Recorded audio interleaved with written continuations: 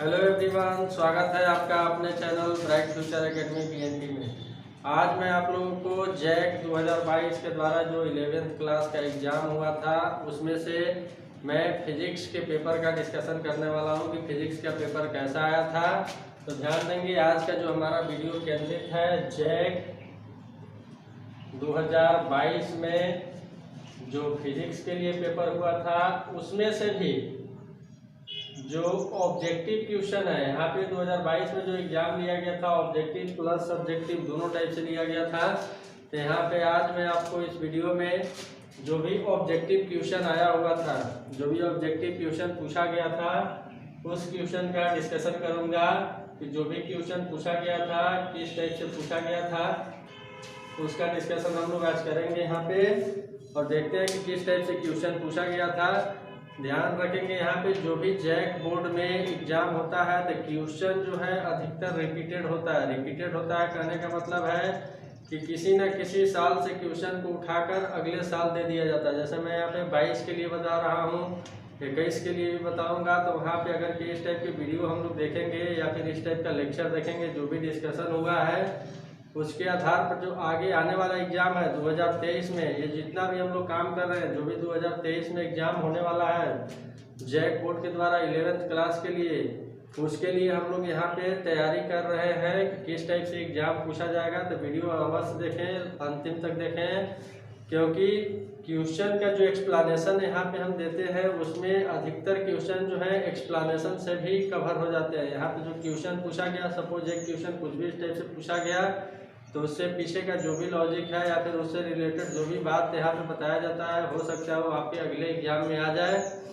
और किसी न किसी एग्जाम में आए हुए होते हैं ऐसा क्वेश्चन। अगर के 3-4 साल पीछे के क्वेश्चन देखा जाए तो क्वेश्चन जो होता है रिपीटेड होता है। मिलाएंगे हम लोग, तो यहाँ पे जैसे ही पूरा वीडियो कंप्लीट देखेंगे सीख जाएंगे कि किस टाइप से क्वेश्चन बनाना है, परीक्षा में किस टाइप से क्वेश्चन आएगा, और हम लोग आसानी से वहाँ पे क्वेश्चन को बना पाएंगे कम समय में। चलिए आइए चालू करते हैं वीडियो को।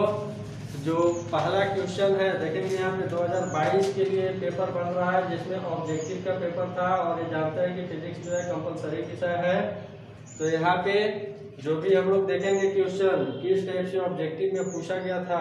कुल 40 प्रश्न पूछे गए थे ऑब्जेक्टिव के लिए, 40 प्रश्न थे जो 40 नंबर के थे। उसके बाद जो दूसरा वाला पोर्शन एग्जाम हुआ था सब्जेक्टिव का हुआ था, तो सब्जेक्टिव वाला में भी क्वेश्चन आया हुआ था। जो बच्चे एग्जाम दिए थे उन्होंने लिख कर बताया था आंसर कि इसका आंसर क्या होगा, लेकिन अब पैटर्न बदल चुका है फिर से एक बार। तो यहाँ पे जो भी एग्जाम होने वाला है ऑब्जेक्टिव होने वाला है, तो हम लोग पूरा टारगेट रखेंगे कि जो भी परीक्षा में 40 प्रश्न मिलेंगे उसका सॉल्यूशन हम लोग आसानी से बना लें और परीक्षा में गलती ना करें। कम से कम समय में अधिक से अधिक क्वेश्चन को बनाना है विथ एक्यूरेसी, मतलब कितना सही होता है, जिससे हमारा एग्जाम में जो होगा स्कोर बहुत ही अच्छा होगा। और हम लोग आगे क्या करेंगे, अगर कहीं पे स्कोर का ज़रूरत होगा रिजल्ट में तो वहाँ पे हमारा स्कोर अच्छा रहेगा, तो जल्दी से क्या होगा, सिलेक्शन होगा। तो चलिए आइए देखते हैं पहला क्वेश्चन जो दिया गया है। जो फर्स्ट क्वेश्चन दिया गया है, फर्स्ट क्वेश्चन दिया गया है कि 1 joule is equivalent to. First जो क्वेश्चन है पूछा गया है 1 जूल का मान जो होता है किसके बराबर होता है। ऑप्शन गिवन है, ऑप्शन ध्यान से देखेंगे। फर्स्ट जो ऑप्शन गिवन है 10 के पावर 5 अर्ग।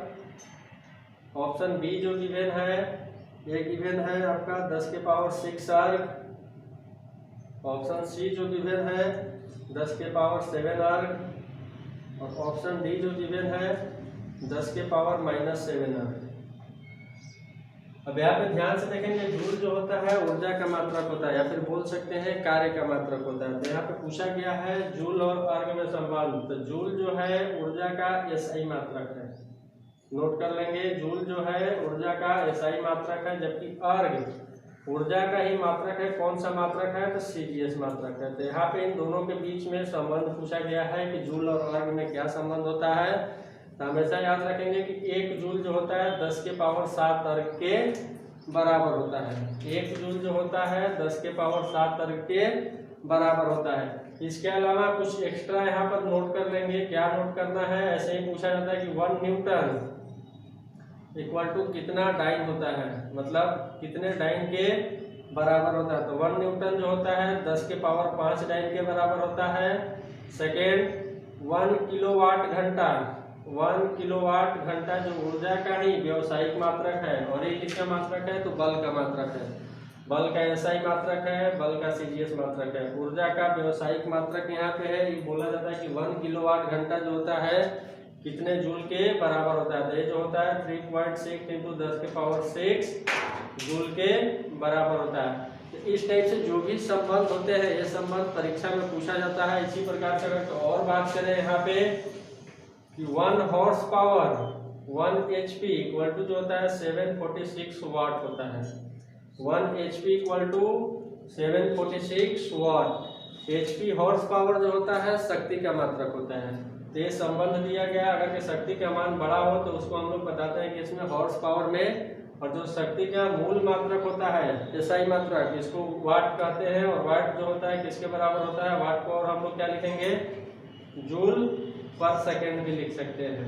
तो इस टाइप से कुछ यहाँ पे पॉइंट बताया गया है। हो सकता है कि इस साल जो 2022 में पूछा गया है कि 1 जूल इक्वल टू कितना होता है, हो सकता है जब 23 में एग्जाम हो तो इसमें से आपका कुछ पूछ लिया जाए कि 1 न्यूटन इक्वल टू कितना डाइन होता है। इसके अलावा उल्टा करके भी हम लोग सवाल यहाँ पूछ सकते हैं, मतलब पूछा जा सकता है। जैसे पूछ दिया कि 1 डाइन इक्वल टू कितना न्यूटन होगा, तो कुछ नहीं करना है, इसको नीचे ले लाएंगे तो ये चला जाएगा 10 के पावर -5 न्यूटन, मतलब 1 डाइन इक्वल टू 10 के पावर -5 न्यूटन। ये पहला क्वेश्चन था। उसके बाद आइए चलते हैं सेकंड क्वेश्चन में। सेकंड वाला जो क्वेश्चन दिया गया है, विच of the following is not the name of physical quantity. Hindi में पढ़ रहे हैं, निम्न में से कौन सी भौतिक राशि का नाम नहीं है। मतलब यहाँ पे कुछ ऑप्शन दिए गए हैं, 4 ऑप्शन दिया गया है, जिसमें पूछा गया है कि इसमें से कौन सा जो है भौतिक राशि का नाम नहीं है। तो देखते हैं सेकंड वाला क्वेश्चन। ऑप्शन जो दिया हुआ है, फर्स्ट जो ऑप्शन गिवन है सेकंड क्वेश्चन के लिए, तो सेकंड क्वेश्चन के लिए जो ऑप्शन गिवन है, पहला जो दिया हुआ है टाइम। सेकंड ऑप्शन जो गिवन है, सेकंड वाला जो ऑप्शन गिवन है इम्पल्स,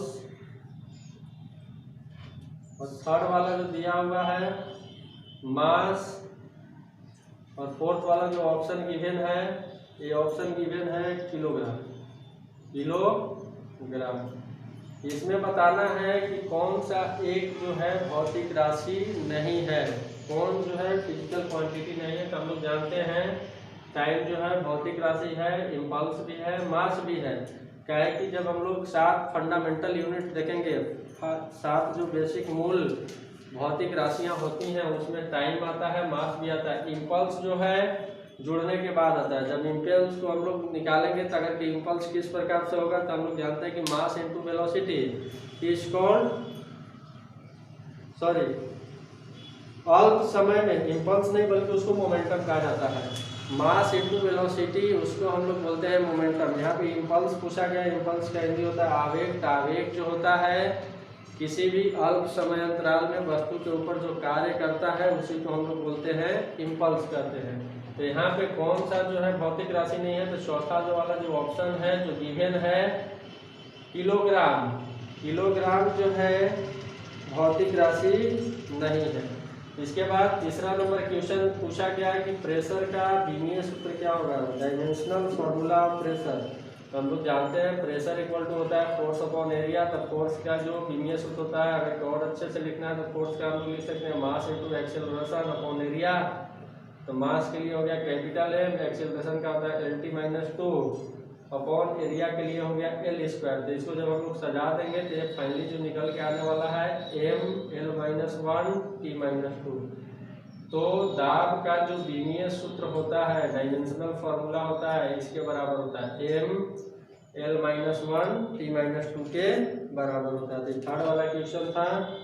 उसके बाद जो फोर्थ वाला क्वेश्चन दिया गया है, फोर्थ वाला क्वेश्चन दिया गया है कि the velocity v of A particle at any instant is given by the dimension of v। मतलब कोई कण है जिसका वेलोसिटी किसी क्षण किसके बराबर है, क्वेश्चन गिवन है कि वेलोसिटी जो है किसके बराबर है 80 + BT का स्क्वायर के बराबर है। किसी क्षण जो कण का वेग दिया गया है इसके बराबर है। यहाँ पे पूछा क्या गया है कि द डायमेंशन, डायमेंशन कहने का मतलब है डायमेंशनल फॉर्मूला सही है, हिंदी में बोला जाता है बीमा, या फिर उसी को हम लोग बोलते हैं बीमीय सूत्र, कि बी का जो बीमीय सूत्र होगा क्या होगा। तो यहाँ पे ऑप्शन गिवन है, ऑप्शन जो दिया हुआ है, चलिए ये सबसे पहले हम लोग निकाल लेते हैं कि इसका क्या होगा। तो ध्यान देंगे कि वेलोसिटी सदिश राशि है जिसको हम लोग वेक्टर के फॉर्म में जोड़ सकते हैं। यहाँ पे केवल परिणाम दिया गया है, तो परिणाम में देखेंगे कि ए वाला टर्म भी वेलोसिटी का है और ए वाला टर्म भी जो है वेलोसिटी का ही है। अगर के बात करें कि BT स्क्वायर जो होगा किसके बराबर होगा, वेलोसिटी के बराबर होगा। दोनों तरफ हम लोग बीमीय सूत्र ले लेते हैं, डायमेंशनल फॉर्मूला लेते हैं। तो ये हो गया बी का बीमीय सूत्र और इधर टी स्क्वायर का और इधर किसका, तो बी का। तो यहाँ पे लिखते हैं तो बी का निकालना, तो बी को ऐसे ही छोड़ देंगे। टी स्क्वायर के लिए हो गया कैपिटल टी का स्क्वायर और वेलोसिटी का जो होता है LT - 1 होता है। अब यहाँ से क्या करना है, बी का निकालना है। तो बी का जब हमें निकालना रहेगा तो हम लोग टी स्क्वायर को नीचे करेंगे, तो यहाँ से जो निकल के आने वाला है LT - 3। तो जो बी का डायमेंशनल फॉर्मूला है यहाँ पे, जो बी का बीमीय सूत्र है यहाँ पे किसके बराबर है, तो ध्यान से देखेंगे LT - 3 के बराबर है। एक ऑप्शन गिवन है जो सही है, ऑप्शन फोर्थ वाला में दिया गया है LT - 3 जो इसका आंसर है। और यहाँ पे पूछा जाए कि ए के लिए क्या होगा, तो ए के लिए भी हम लोग बता सकते हैं कि ए का जो है बीमीय सूत्र क्या होने वाला है, तो निकाल सकते हैं जिस तरीका से इसका निकाले उसी प्रकार से। तो यहाँ पे जो AT जो है EB वेलोसिटी के बराबर है, तो ए का बीमीय सूत्र, टी का बीमीय सूत्र हो गया कैपिटल टी और बी का बीमीय सूत्र हो गया LT - 1। टी को इधर भेज देंगे तो जो ए का बीमीय सूत्र होगा किसके बराबर होगा, LT - 2 के बराबर होगा। तो जब क्वेश्चन बनाएंगे तो ध्यान रखेंगे कि किस टाइप से पूछा गया है। तो इसके लिए जब ए का निकालना हो तो हम लोग इस टाइप से करेंगे, लेकिन क्वेश्चन में गिवन है कि बी का जो होगा डायमेंशन क्या होगा, मतलब बीमा क्या होगा। तो बी का जो बी का जो डायमेंशन होगा यही होने वाला है। एक क्वेश्चन नंबर था 4। उसके बाद 5वां नंबर क्वेश्चन दिया गया। 5वां नंबर क्वेश्चन दिया गया कि a runner cover a circular path of radius r in 40 second. मतलब एक धावक है जो 40 सेकेंड में एक सर्कल कंप्लीट करता है। मतलब जब सर्कुलर मोशन देखेंगे यहाँ पे तो एक बार वो कंप्लीट मोशन करता है। तो बोला गया है, क्या बोला गया है कि 2 मिनट 20 सेकेंड में वह कितना चक्कर बताएगा। इस टाइप से क्वेश्चन है कि उसके द्वारा जो तय की गई दूरी होगी कितनी होगी। ये 5 नंबर क्वेश्चन है, ध्यान से देखेंगे। एक सर्कल है जिसकी त्रिज्या r है और एक धावक है दौड़ने वाला। सपोज मान लो कि एक यहाँ पे कण है जो एक सर्कल कंप्लीट कर रहा है, मतलब यहाँ से आकर यहाँ पुनः आ रहा है फिर से, मतलब इतना आने के लिए जो उसको समय लग रहा है क्वेश्चन में गिवन है फॉर वन सर्कल, एक सर्कल के लिए कितना लग रहा है, क्वेश्चन में गिवन है 40 सेकेंड लग रहा है। तो क्वेश्चन में पूछा गया है कि 2 मिनट 20 सेकेंड टाइम गिवन है, टाइम गिवन है कि 2 मिनट 20 सेकेंड और कि इसको कंप्लीट सेकेंड में बदल दिया जाए तो 2 मिनट का आने का मतलब हो गया 120 सेकेंड प्लस 20। इतना जब टाइम दिया गया है तो उस समय वो कितना मतलब दूरी तय करेगा या फिर कितना सर्कल कंप्लीट करेगा, यही बताना है। तो देखेंगे यहाँ पे बहुत आसान है। एक सर्कल के लिए अगर के 40 सेकेंड लग रहा है तो दूसरा सर्कल कंप्लीट करने के लिए भी 40 सेकेंड, तीसरा सर्कल कंप्लीट करने के लिए भी 40 सेकेंड, मतलब टोटल कितना हो गया। अगर के यहाँ पे बात करें कि कितना दूरी हो गया तो एक सर्कल जब कंप्लीट होगा तो दूरी किसके बराबर हो गया, फॉर वन सर्कल कंप्लीशन जो दूरी होता है 2πr के बराबर होता है। दूसरा सर्कल कंप्लीट हो गया तो इसके लिए भी दूरी हो गया 2πr, तीसरा के लिए भी दूरी हो गया 2πr। मतलब हम लोग 40 सेकेंड में ये दूरी तय किया, अगले 40 में किया, अगले 40 में, मतलब टोटल 120 सेकेंड हो गए जिसमें वो दूरी तय कर रहा है 6πr। लेकिन क्वेश्चन में जो पूछा गया है 20 सेकेंड और, तो जब 20 सेकेंड और देखेंगे तो जब 3 बार चक्कर लगा लेगा तो उसके बाद जब चक्कर लगाएगा तो यहाँ पे आधा पर आकर रुक जाएगा। तो जो तय की गई दूरी होगी किसके बराबर होगी, πr। डिवाइड करेंगे तो टोटल दूरी निकल के आ जाएगा किसके बराबर है, 7πr के बराबर है, जो एक यहाँ पे ऑप्शन गिवन था जो सही है। मतलब धावक के द्वारा अगर के तय की गई दूरी कितनी होगी, तो दूरी कितनी होगी, तो 7 पाई आर के बराबर है। ऑप्शन अगर के देखना चाहेंगे कि इस क्वेश्चन के लिए ऑप्शन क्या गिवन था, जो फर्स्ट वाला ऑप्शन था 0, सेकेंड वाला ऑप्शन था 2r, थर्ड वाला जो ऑप्शन था 2 पाई आर, और जो फोर्थ वाला ऑप्शन गिवन था ऑप्शन बी गिवन था 7 पाई आर। यहाँ पे जो इस क्वेश्चन का आंसर है 7 पाई आर। याद रखेंगे, केस टाइप के जब भी क्वेश्चन मिलेंगे हम लोग आसानी से क्या करेंगे, बना लेंगे। तो सिंपल तरीका है कि एक बार पूरा करने में इतना टाइम लगा, तो जब एक बार सर्कल पूरा करेगा तो जो डिस्टेंस कवर होगा किसके बराबर होगा, उसके परिधि के बराबर होगा 2 पाई आर। फिर दूसरे बार के लिए, फिर तीसरे बार के लिए, और जो 20 सेकेंड एक्स्ट्रा बच रहा है 20 सेकेंड के लिए जो दूरी तय करेगा उसका आधा करेगा। तो जब हम लोग सबको जोड़ देंगे तो उसका कुल विस्थापन निकल जाएगा। कुल विस्थापन किसके बराबर है, तो 7 पाई आर के बराबर है। उसके बाद अगला क्वेश्चन देखते हैं। क्वेश्चन नंबर 6 दिया हुआ है, क्या दिया हुआ है क्वेश्चन नंबर 6 में, a body starts at a velocity 20 meter per second if its acceleration is 2 meter per second square, then its velocity after 10 second। मतलब कोई एक कण है या फिर कोई एक वस्तु है जो दिया गया है कितना वेलोसिटी के साथ मोशन प्रारंभ करता है, तो 20 मीटर पर सेकेंड वेग के साथ गति प्रारंभ करता है, जिसके लिए एक्सेलरेशन का मान दिया हुआ है। एक्सेलरेशन कितना है, 2 मीटर पर सेकेंड स्क्वायर है। तो बोला गया है, क्या बोला गया है क्वेश्चन में कि 10 सेकेंड के बाद, 10 सेकेंड के बाद सपोज हमने मान लिया कि इसका वेग है v, जब टाइम है कितना 10 सेकेंड, तो इस समय बताना है कि उसका वेग कितना होगा। तो बहुत ही सिंपल क्वेश्चन है 6 नंबर। तो यहाँ पे क्या करेंगे हम लोग, गति के समीकरण का प्रयोग करेंगे। तो गति का समीकरण जो होता है v बराबर में होता है u प्लस at।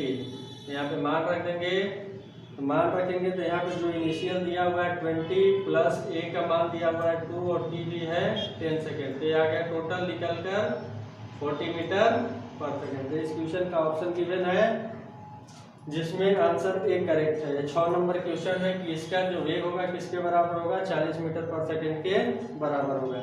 उसके बाद 7 नंबर जो क्वेश्चन पूछा गया है कि the area under the velocity time graph for a particle in A given interval of time represent. मतलब यहाँ पे बताना है कि वेग समय ग्राफ का जो क्षेत्रफल होता है क्या कहलाता है। VT ग्राफ का जो एरिया होगा, VT ग्राफ का जो एरिया होगा वो किसके बराबर होगा, VT ग्राफ का एरिया बताना है। यहाँ पे क्या होगा, तो ऑप्शन गिवन है, पहला वेलोसिटी, सेकेंड ऑप्शन गिवन है एक्सीलरेशन, थर्ड वाला जो ऑप्शन दिया गया है ये दिया गया वर्क, और जो ऑप्शन फोर्थ डी है ये है डिस्प्लेसमेंट। तो ध्यान रखेंगे जब भी VT ग्राफ का एरिया निकालेंगे, हम लोग जानते हैं कि वेग बराबर में जो होता है डिस्प्लेसमेंट अपॉन टाइम। अगर एरिया बोल रहा है तो एरिया बोल रहा है तो यहाँ से हम लोग निकालेंगे डिस्प्लेसमेंट, तो हो गया v इंटू टी। जो भी इसके बीच में संबंध होगा, v और t के बीच में जो भी संबंध होगा उसके हिसाब से जब हम लोग एरिया निकालेंगे तो यहाँ पे निकल के आ रहा है, जो भी VT निकल के आ रहा है मल्टीप्लाई करने के बाद ये जो निकल के आ रहा है किसके बराबर आ रहा है, डिस्प्लेसमेंट के बराबर आ रहा है। तो याद रखेंगे कि VT ग्राफ का जो एरिया होता है विस्थापन के बराबर होता है। उसके बाद क्वेश्चन नंबर 8 देखेंगे। 8 किस प्रकार से पूछा गया है, 2 car A and B are moving at velocity 60 km per hour and 45 km per hour. What is the relative velocity of car A with respect to B if both are moving eastward. Hindi में पढ़ ले रहे हैं कि 2 car A और B 60 kilometre प्रति घंटा और 45 किलोमीटर प्रति घंटा के वेग से चल रही हैं। कार B के सापेक्ष A का अपेक्षित वेग क्या होगा जब दोनों कार एक ही दिशा में, कौन सी दिशा में, तो पूर्व दिशा में चल रही हैं। ये क्वेश्चन 8 नंबर है और क्वेश्चन जो है रिलेटिव मोशन से है। एक कार सपोज हमने मान लिया कि यह है A जो चल रहा है, जिसके लिए वेलोसिटी गिवन है कितना है 60 किलोमीटर पर आवर A के लिए है। उसके बाद दूसरा वाला भी इसी डायरेक्शन में जा रहा है, ध्यान देंगे दूसरा वाला भी जा रहा है इसी डायरेक्शन में, जिसका वेलोसिटी गिवन है क्वेश्चन में कितना है 45 किलोमीटर पर आवर। तो पूछा क्या गया है ए का वेलोसिटी बी के सापेक्ष कितना होगा। ये क्वेश्चन में पूछा गया है, ध्यान देंगे। बी ए भी पूछा गया है, वेलोसिटी ए का बी के सापेक्ष कितना होगा। तो हम लोग जानते हैं कि किसके बराबर होगा, तो B A minus V B के बराबर होगा। तो B A minus V B जब घटा देंगे तो आ गया हमारे पास कितना, 15 किलोमीटर प्रति घंटा। तो कार ए का जो वेग है बी के सापेक्ष कितना है, 15 किलोमीटर प्रति घंटा है। और इसमें उल्टा करके पूछ दिया जाए कि car B, velocity of B with respect to A कितना होगा। वेलोसिटी ऑफ बी मतलब कार बी का वेग किसके सापेक्ष, ए के सापेक्ष कितना होगा। तो क्या करेंगे, V B minus V A. और यहाँ पे जब हम लोग मान के रखेंगे तो 45 माइनस 60, तो ये आ जाएगा कितना, -15 किलोमीटर प्रति घंटा। अब यहाँ पे देखना है कि कार सेम दिशा में जा रहा है कि अलग अलग दिशा में जा रहा है, किसका वेलोसिटी निकालना है, किसके सापेक्ष निकालना है। तो ध्यान रखेंगे जब भी वेलोसिटी निकालना है, किसी का भी वेलोसिटी निकालना है, सपोज ए का वेलोसिटी निकालना है तो हम लोग ये पहले लिखेंगे, उसके बाद किसके सापेक्ष में निकालना है, बी के सापेक्ष में। तो इस टाइप से लिखेंगे और वेक्टर लगा देंगे, जो किसके बराबर होगा, V A vector minus V B vector. या फिर अगर इस टाइप से पूछा गया कि बी का वेलोसिटी ए के सापेक्ष, तो हम लोग क्या करेंगे, velocity of B minus velocity of ए।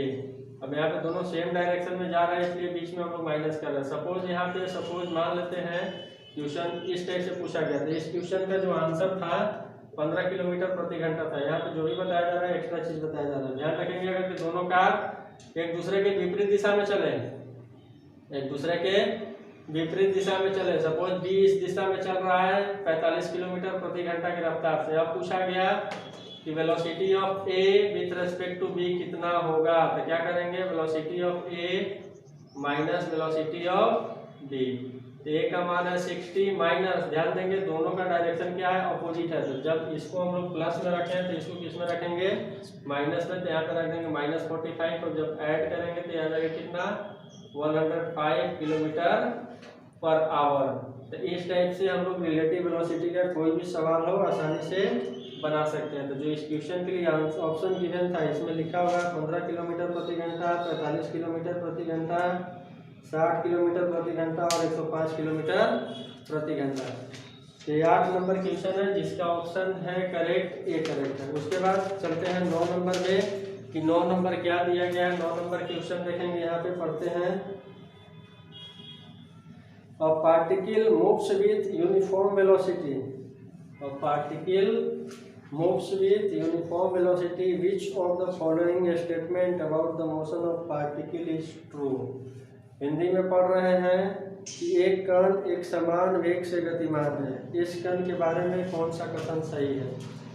एक कण जो है गति कर रहा है, जिसके लिए जो है वेग क्या है, कांस्टेंट है, वेलोसिटी जो है कांस्टेंट है। तो इसके रिगार्डिंग कौन सा स्टेटमेंट करेक्ट है, यहाँ पे देख लेते हैं statement. Its speed is 0, its speed is 0। Second option given है, its acceleration is 0, acceleration is 0। और third, its acceleration is opposite to the velocity. और ऑप्शन गिवन डी है, its speed may be variable.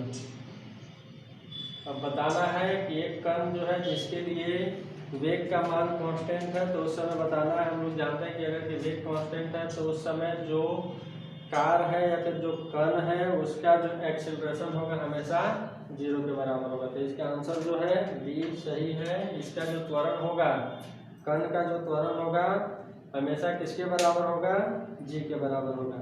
ये 9 number question था। उसके बाद 10 number question है, free fall of an object in vacuum in case of motion with.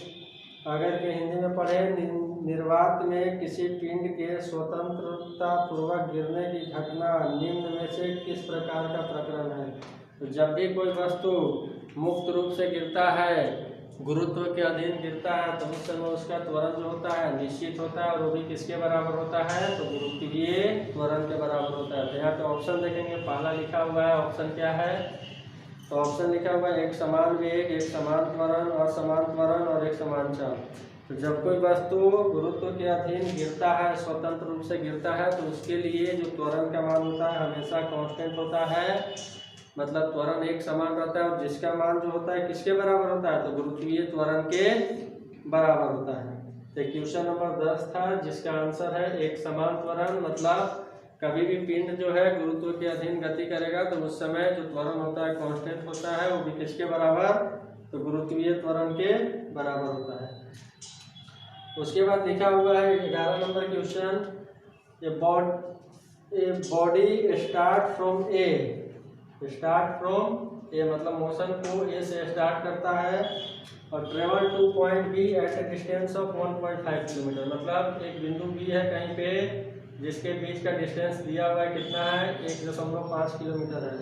And return to ए मतलब पहले इधर गया और फिर इधर ही आया, मतलब यहाँ पर पुनः आ गया, पहले यहाँ से यहाँ गया और उसके बाद यहाँ पुनः आ गया। तो क्या पूछा गया है क्वेश्चन में, if it takes 1 hour for to do, मतलब इस काम को करने के लिए जो समय लग रहा है उसके लिए कितना लग रहा है, 1 घंटा लग रहा है।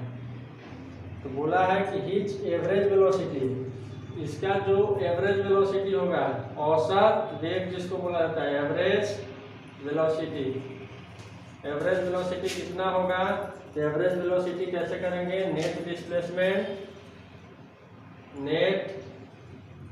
Displacement upon total time taken.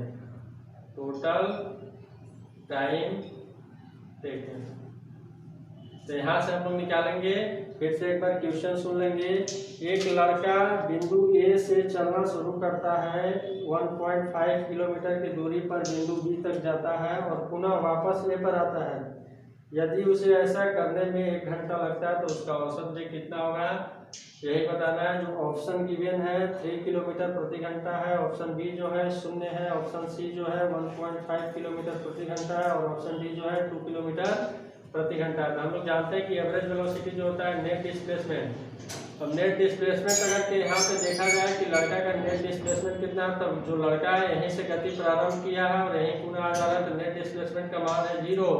तो बोलेंगे यहाँ पे कि जो उसके लिए एवरेज वेलोसिटी का मान होगा वो भी किसके बराबर होगा, 0 के बराबर होगा। तो इसके लिए ऑप्शन जो है बी सही है। उसके बाद 12 नंबर क्वेश्चन देखेंगे। 12 नंबर में क्या दिया गया है, विच of the following is not a scalar quantity, not a scalar quantity. Hindi में पढ़ रहे हैं, निम्नलिखित में कौन अदिश राशि नहीं है, कौन अदिश राशि नहीं है, तो ध्यान से सुनेंगे। ताप जो है अदिश राशि है, घर्षण गुणांक भी है अदिश राशि है, आवेश भी जो है अदिश राशि है। तो इसमें पूछा गया कि कौन नहीं है, तो नहीं है कौन, तो इसका जो आंसर है आवेग। आवेग जो है अदिश राशि नहीं है। अगर कि अदिश राशि नहीं है तो किस प्रकार की राशि है, सदिश राशि है। तो जानते हैं कि अदिश राशि किसको बोलते हैं, कि वैसी राशि जिसके पास केवल परिणाम होता है उसी को हम लोग बोलते हैं अदिश राशि, और वैसी भौतिक राशि जिसके पास परिणाम और दिशा दोनों होता है उसको बोला जाता है सदिश राशि कहा जाता है। यहाँ पे इस टाइप से क्वेश्चन जब भी पूछा जाएगा तो हम लोग देख के बता सकते हैं कि कौन जो है अदिश राशि है और कौन सदिश राशि है। इस टाइप के क्वेश्चन हमेशा आता है। उसके बाद 13 नंबर क्वेश्चन देखेंगे। 13 नंबर क्वेश्चन में लिखा हुआ है कि a body is travelling in a circle at constant speed, मतलब एक वस्तु जो है सर्कल में नियत चाल से गति कर रहा है। ध्यान से समझेंगे, एक वस्तु जो है सर्कुलर पाथ में नियत चाल से गति कर रहा है, मतलब उस समय उसका स्पीड जो है कांस्टेंट है। सपोज यही कण है हमारे पास, जो r त्रिज्या वाले सर्कल में क्या कर रहा है, गति कर रहा है। अब इसके रिगार्डिंग पूछा गया है कि इसके रिगार्डिंग जो कौन सा कथन है जो सही है। तो कथन क्या दिया गया है कि जो त्वरण होगी अंदर की ओर होगी, वेग एक समान होगा, कोई त्वरण नहीं होगा, एक बाहरी रेडियल त्वरण होगा, यही ऑप्शन गिवन है। तो जब कोई कण सर्कुलर मोशन करता है एक समान स्पीड के साथ, तो इसके पास त्वरण तो होगा ही। त्वरण कौन कौन सा त्वरण होता है, एक होता है टेंजेंशियल एक्सीलरेशन और एक होता है सेंट्रीपिटल एक्सीलरेशन। इसके अलावा यहाँ पे स्पीड कांस्टेंट है, स्पीड कांस्टेंट है कहने का मतलब चाल जो है स्थिर है, बोल सकते हैं ओमेगा का मान क्या है, कांस्टेंट है। तो यहाँ पे दोनों टाइप के एक्सेलरेशन आएंगे, एक आएगा टेंजेंशियल एक्सेलरेशन और एक आएगा रेडियल एक्सेलरेशन, जिसकी दिशा भी यहाँ पे दिखाया गया कि टेंजेंशियल एक्सेलरेशन का जो दिशा होगा इसके सर्कमफ्रेंस के अलग होगा, मतलब प्रत्येक बिंदु पर टेंजेंशियल एक्सेलरेशन का मान तो सेम रहेगा लेकिन इसकी दिशा बदलते जाएगी। लेकिन बात करें यहाँ पे कि रेडियल एक्सेलरेशन या इसी को बोला जाता है centripetal acceleration, centripetal acceleration Hindi में बोलते हैं अभिकेंद्रीय त्वरण। अभिकेंद्रीय त्वरण जो होता है हमेशा केंद्र की ओर होता है, इसकी दिशा हमेशा केंद्र की ओर होता है। अगर बात करें कि इसका मान कितना होगा तो इसका मान जो होता है ओमेगा स्क्वायर इंटू आर के बराबर होता है। तो यहाँ पे जो ऑप्शन दिया गया है त्वरण अंदर की ओर होगी, पहला ऑप्शन सही है। दूसरा ऑप्शन देख लेते हैं, दूसरा ऑप्शन दिया हुआ है वेग एक समान होगा, गलत है, कोई त्वरण नहीं होगा, ये भी गलत है। एक बाहरी रेडियल त्वरण होगा, बाहरी रेडियल त्वरण होगा, तो यहाँ पे बाहरी रेडियल त्वरण नहीं होगा बल्कि रेडियल त्वरण जो होगा अंदर की ओर होगा, जिसको हम लोग क्या बोलते हैं सेंट्रीपिटल एक्सेलरेशन बोला जाता है। और यहाँ पे एक और त्वरण होगा, अगर ये दिया रहता है कि टेंजेंशियल एक्सेलरेशन स्पर्श रेखीय त्वरण भी दिया रहता तो उस समय भी हम लोग बता सकते थे कि जो टेंजेंशियल एक्सेलरेशन होगा जिसका मान जो होता है आर अल्फा के बराबर होता है, जहाँ अल्फा जो है एंगुलर एक्सेलरेशन है इसके बराबर होगा, लेकिन इसका दिशा प्रत्येक बिंदु पर चेंज होता रहेगा। तो इसका जो आंसर है 13 नंबर क्वेश्चन का जो है ये है। उसके बाद 14 नंबर क्वेश्चन देखेंगे। 14 नंबर क्वेश्चन में क्या दिया गया कि which of the following remains constant for a projectile motion.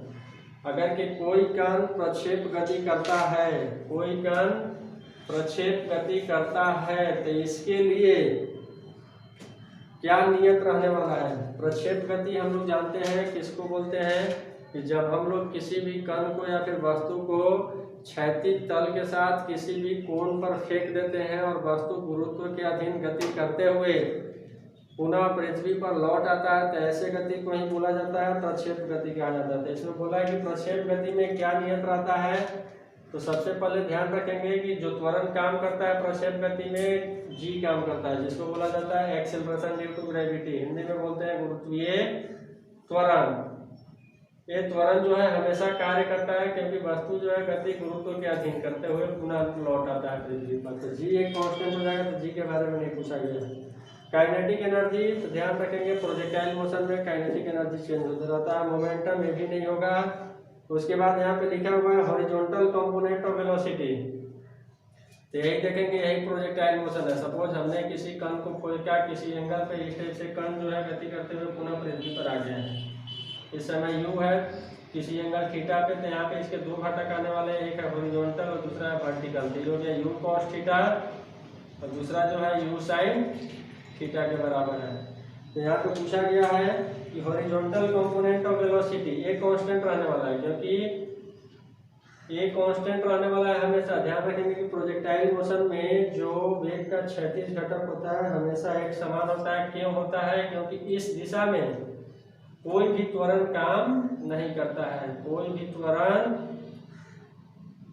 कार्य नहीं करता है।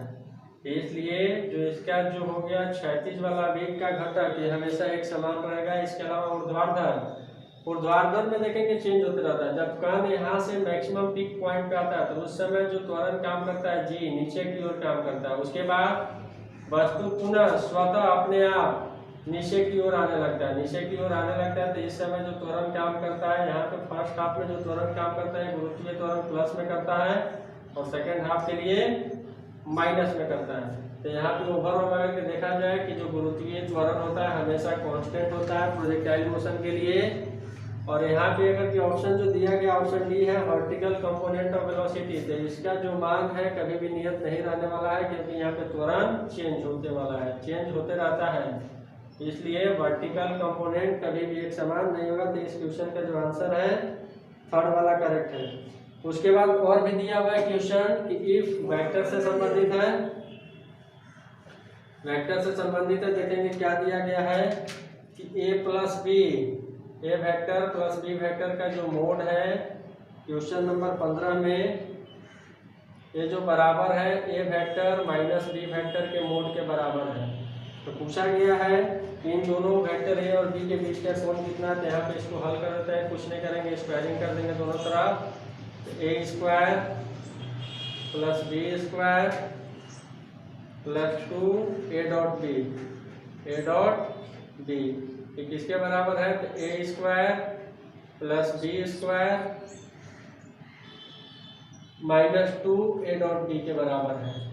तो यहाँ से कटने वाला है, ये पोर्शन देखेंगे यहाँ पे कट रहा है। तो ये हो गया 4 ए डॉट बी जो है 0 के बराबर है। या फिर बोल सकते हैं कि ए डॉट बी जो है 0 के बराबर है।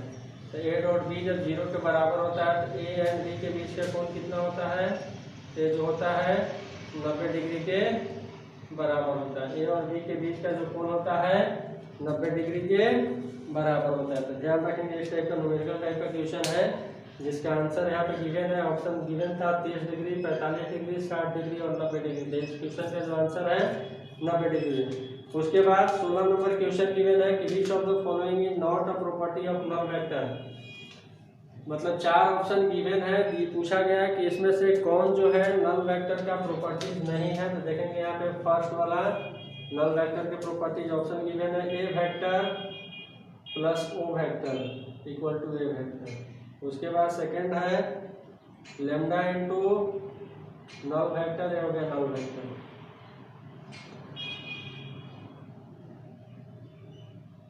ए वेक्टर और ऑप्शन डी जो गिवन है देखेंगे यहाँ पे ऑप्शन डी है A vector minus A vector equal to 0 vector. तो यहाँ पे पूछा गया है कि कौन सा जो है नल वेक्टर जिसको हम लोग बोलते हैं 0 वेक्टर का प्रॉपर्टी नहीं है। तो पहला वाला तो है, पहला सही है, दूसरा भी सही है, तीसरा वाला जो है प्रॉपर्टीज नहीं है, क्योंकि जब हम लोग 0 से गुना करेंगे तो कभी भी ए वेक्टर के बराबर नहीं मिलेगा। तो जो आंसर क्वेश्चन नंबर 16 का है ये है सी है।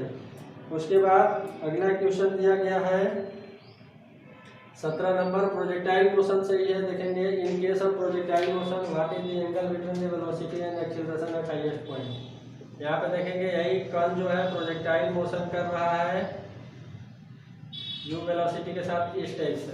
तो बोल रहा है कि महत्तम ऊंचाई वाला जो बिंदु है, महत्तम ऊंचाई वाला बिंदु यही है, सपोज मान लेंगे यहाँ पे। तो यहाँ पे त्वरण और वेग के बीच में कितना कोण बनेगा। तो अगर यहाँ पे वेग देखेंगे तो वेग का डायरेक्शन ये हो जाएगा और त्वरण जो है हमेशा नीचे की ओर काम करेगा। तो यहाँ पे जो एंगल बनने वाला है किसके बराबर है 90 डिग्री है। तो इसके लिए ऑप्शन गिवन था 0 डिग्री, 45 डिग्री, 90 डिग्री और 180 डिग्री।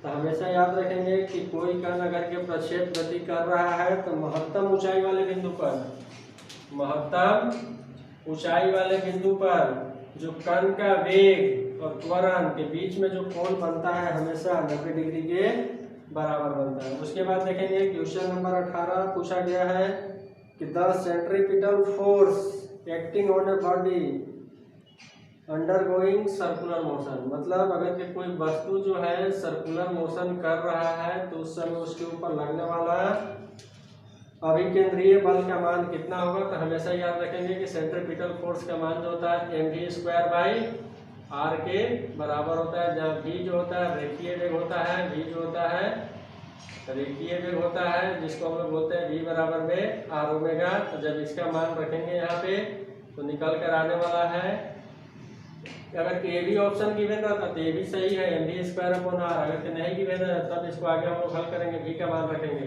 तो ये हो गया r ओमेगा का स्क्वायर/r, तो यहाँ से मिलने वाला है m ओमेगा²r। तो जब कोई कण या कोई वस्तु वृत्तीय गति करता है तो उसके ऊपर लगने वाला जो अभिकेंद्रीय बल का मान है mv²/r के बराबर होता है। यहाँ पे देखेंगे या फिर सेकेंड वाला लिखा हुआ है m ओमेगा²r इसके बराबर होगा, जहाँ m द्रव्यमान है, ओमेगा जो है कोणीय वेग है और r जो है त्रिज्या है और v अगर की बात करें कि v क्या है तो रेखीय वेग है। तो यहाँ पे ऑप्शन गिवन था, देखेंगे ऑप्शन किस टाइप से दिया गया था क्वेश्चन के लिए।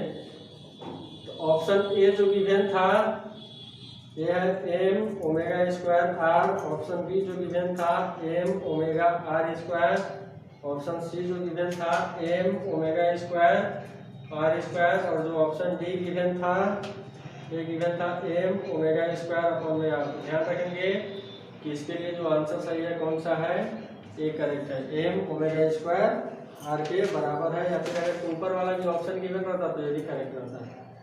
तो ये जो लगने वाला है कहाँ पे लगने वाला है, तो वृत्तीय गति में जो अभिकेंद्रीय बल का मान है किसके बराबर होगा, तो mv²/r के बराबर होगा, या फिर उसी को बोलेंगे m⍵² r के बराबर होगा। उसके बाद 19 नंबर देखेंगे, which Newton's law is the real law of motion.